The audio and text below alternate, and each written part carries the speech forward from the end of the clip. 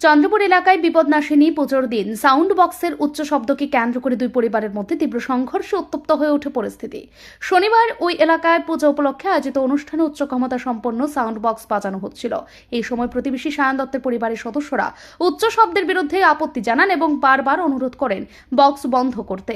স্থানীয় সূত্রে জানা গিয়েছে, প্রথমে পুজোর আয়োজক পরিবার অনুরোধ পেয়ে সাউন্ড বন্ধ করে দেয়। তবে অভিযোগ, তার আগেই সায়ন দত্ত, পূর্ণিমা দত্ত, সুমন দত্ত, পরিতোষ দত্ত এবং প্রীতম দত্ত সহ আরো কয়েকজন লাঠি শাবল নিয়ে ওই বাড়িতে চড়াও হয়। হঠাৎই হামলায় পুজোর আয়োজনকারী পরিবারের 4 জন গুরুতর আহত হন।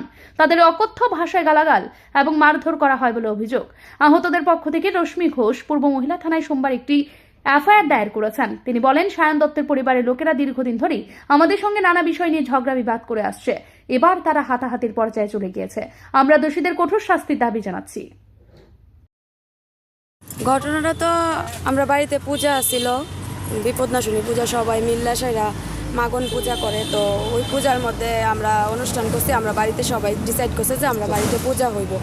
তো বাড়িতে পূজা হইব, পূজা টুজা গেল সুন্দরভাবে।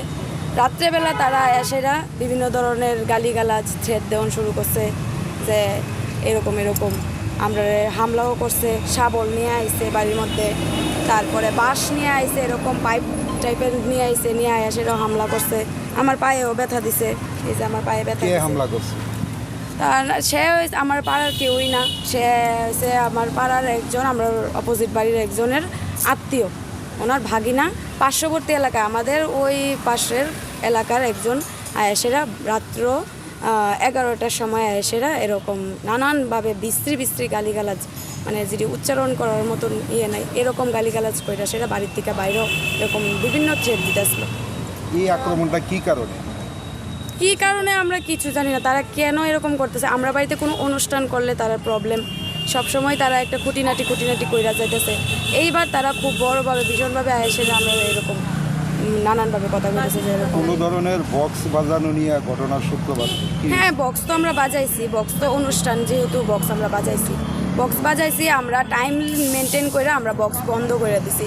তারার প্রবলেম এটা না, তারা প্রবলেম যে আমরা বাড়িতে এসে তারা হামলা করবে। পুলিশ মামলা গ্রহণ করে ঘটনা তদন্ত শুরু করেছে। তবে এখনো পর্যন্ত অভিযুক্তদের কাউকে গ্রেপ্তার করা হয়নি বলে খবর।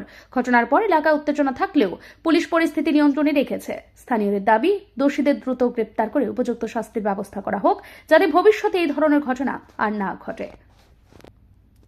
ব্যুরো রিপোর্ট, ঋদ্ধি নেটওয়ার্ক।